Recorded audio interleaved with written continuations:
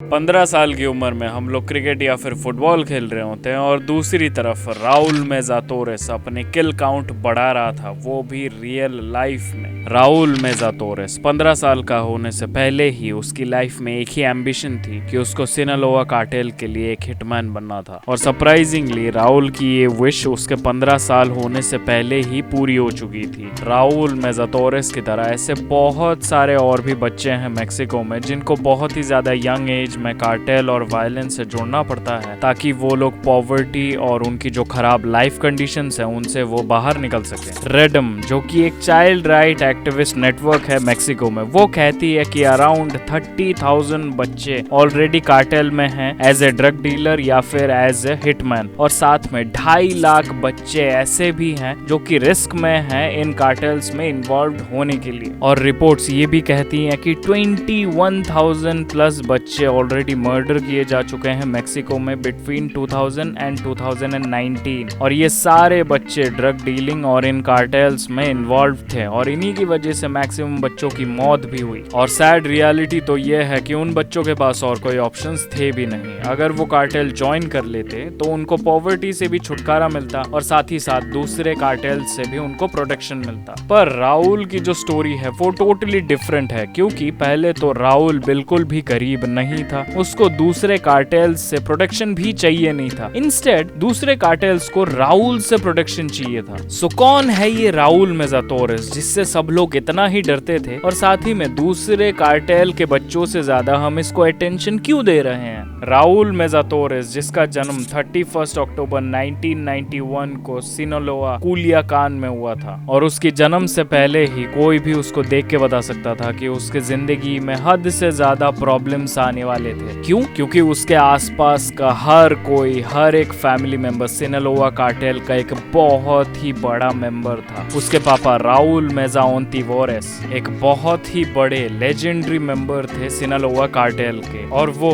LM6 के नाम से भी जाने जाते थे। और LM6 सिनालोआ कार्टेल के इतने ही बड़े मेंबर थे कि वो हावियर तोरेस फिलिक्स के राइट हैंड थे, जो कि एक बहुत ही बड़ा ड्रग ऑपरेटर था, एक बहुत ही ज्यादा बड़े ड्रग लॉर्ड का, जिसका नाम था इस्माइल जम्बाडा। और राउल के पापा एक बहुत ही बड़े क्रिमिनल थे और उनका एक बहुत ही बढ़िया सा क्रिमिनल रिकॉर्ड था लोगों को मारने का और साथ ही में वायलेंस क्रिएट करने का। राउल के पापा को 1989 में मर्डर्स के चार्जेस पर अरेस्ट कर लिया गया, और हमारे यहाँ की तरह ही उनका सिस्टम भी बहुत ही ज्यादा करप्ट होने की वजह से राउल के पापा को कुछ भी नहीं हुआ और वो ऐसे ही निकल गया। फिर से 1 साल बाद उसके पापा को फिर से अरेस्ट किया गया 2 औरतों की किडनैपिंग और असॉल्ट के चार्जेस के ऊपर, बट सिस्टम बहुत ही ज्यादा करप्ट होने की वजह से उसके पापा फ्रीली विदाउट एनी कॉन्सिक्वेंसेस निकल गए वहां से। और फाइनली 1996 में राउल के पापा एक ऐसी ही चुंगल में फंस गए जिससे निकलना ऑलमोस्ट इम्पॉसिबल था। उसके पापा के एक लिंक्ड हाउस में 340 किलो कोकेन पाई गई और बहुत सारे ऐसे मॉडिफाइड व्हीकल्स जिसमें कि वो लोग कोकेन भर के उसको डिस्ट्रीब्यूट करते थे, और बहुत सारे वेपन्स, एमिनिशन और भी बहुत सारी ऐसी चीजें मिली, जिसकी वजह से राउल के पापा को 10 साल की सजा हुई, जिससे कि निकलना नामुमकिन था। और राउल तब सिर्फ और सिर्फ 6 साल का था और ये सारी चीजें उसने देखी थी। और सिस्टम में इतना ही ज्यादा करप्शन होने की वजह से राउल के पापा 1 साल बाद ही फ्री हो गए। दूसरे लोगों के लिए यह बहुत ही बड़ी आम बात थी, क्योंकि राउल के पापा एक बहुत ही बड़े ड्रग लॉर्ड थे, बट 7 साल के राउल के लिए उसके पापा एक लेजेंडरी आदमी बन चुके थे, और उसके फैमिली में ऐसे लेजेंडरी लोगों की बिल्कुल भी कमी नहीं थी।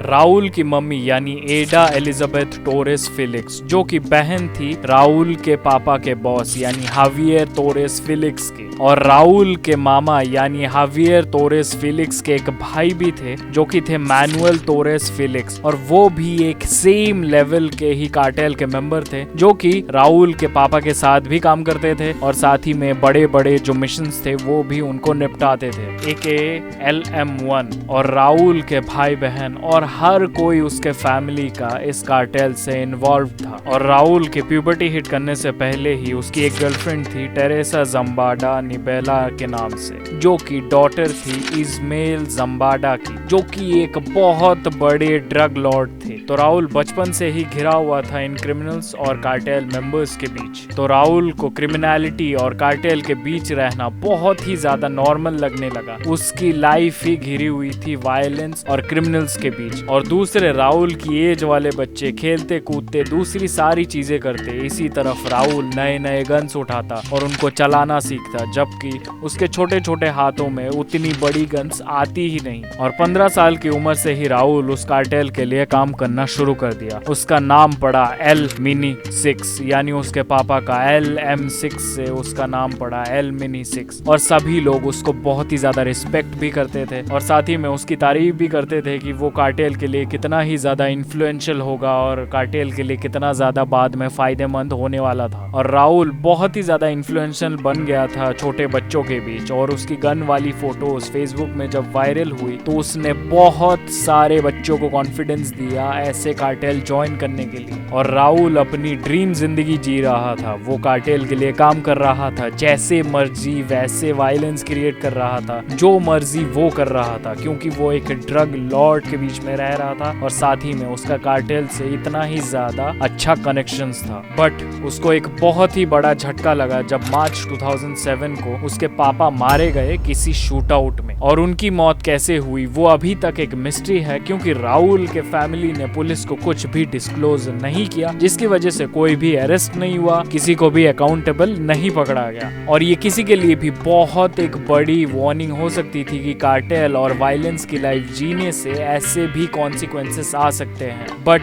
राहुल डिफरेंट था। राहुल को ये कोई वार्निंग नहीं लगी। राहुल ने उल्टा डबल डाउन कर दिया क्रिमिनलिटी और वायलेंस के ऊपर, और उसका जो वायलेंट लाइफ था वो अभी स्टेरॉइड्स पे था। वो और भी ज्यादा रेकलेस हो गया, और भी ज्यादा वायलेंट हो गया, और जो मर्जी वही करने लगा। और उसके रेकलेसनेस की वजह से पुलिस की नजरें भी उस पर गई। और अक्टूबर 2007 को, यानी उसके पापा के मौत के कुछ महीने बाद ही राहुल को पुलिस ने पकड़ लिया, क्योंकि वो एक अनलाइसेंस्ड और अनरजिस्टर्ड आर्मर्ड गाड़ी चला रहा था, जो कि पुलिस बोल रही थी कि वो चोरी वाली गाड़ी है। और राहुल भी उस गाड़ी का कोई पेपर वर्क शो नहीं कर पाया, जिसकी वजह से राहुल को कुछ दिनों के लिए जेल में बंद कर दिया गया। बट वो बहुत ही कम टाइम के लिए था, क्योंकि उसकी फैमिली एक बहुत ही इन्फ्लुएंशियल और बड़ी ड्रग लॉर्ड वाली फैमिली थी, और साथ में वो माइनर भी था। तो इसके चलते राहुल फिर से फ्री हो गया एक नॉर्मल सी जिंदगी जीने के लिए। बट राहुल थोड़ी ना रुकने वाला था। वो अपनी वायलेंट और क्रेजी जिंदगी ऐसे ही जीता रहा, और 2009 में उसको पुलिस ने फिर से पकड़ लिया, क्योंकि वो एक रोड पे ड्रैग रेस कर रहा था अपने किसी बंदे के साथ। और जब पुलिस ने उसको रोकने की कोशिश की तो राहुल ने अपना खुद का ही तरीका यूज किया, यानी वायलेंस, और उसने ओपन ही शूट कर दिया पुलिस की तरफ, जिसकी वजह से एक पुलिसमैन घायल भी हुआ। और राहुल तो भाग गया, बट उसकी एक पीछे गाड़ी छूट गई, जिसको उन्होंने ट्रैक किया तो उनको पता चला कि वो व्हीकल किसी और की नहीं, ड्रग लॉर्ड राहुल मेज़ाओंतिवोरिस की थी। और उन पर जो गोलियां चलाई गई थी वो किसी और ने नहीं, राहुल मेज़ाओंतिवोरिस ने चलाई थी। और उनको उस व्हीकल में बहुत सारे एमिनिशंस मिले, जिसकी वजह से राहुल मेज़ाओंतिवोरिस अभी एक बहुत बड़ा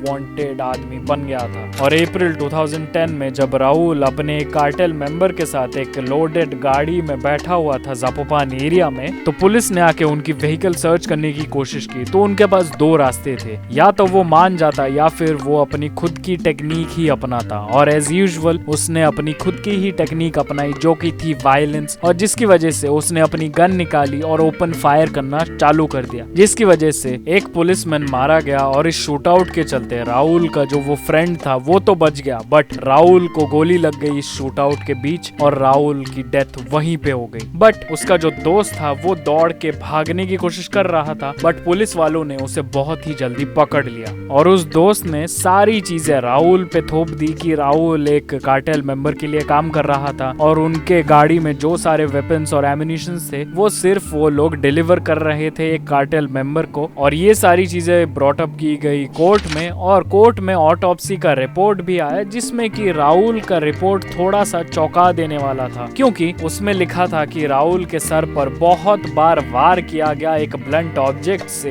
बट इससे रिलेटेड कुछ भी मेंशन नहीं था उस पुलिस रिपोर्ट में। और राहुल का जो दोस्त था जो कि बच गया था उसको गिल्टी पाया गया, जिसकी वजह से उसको बहुत एक लंबी जेल सेंटेंस दी गई। और राहुल की डेथ अभी अभी तक एक मिस्ट्री है। और राहुल की इस वायलेंट लेगेसी के ऊपर एक गाना भी बना है जिसका नाम है नारका कोरिडोस। तो राहुल की मौत क्या एक लेसन होगी बच्चों के लिए कि उनको एक वायलेंट और कार्टेल से जुड़ी हुई लाइफ नहीं चाहिए, या फिर उनके लिए राहुल एक बहुत ही बड़ा इंस्पिरेशन होगा।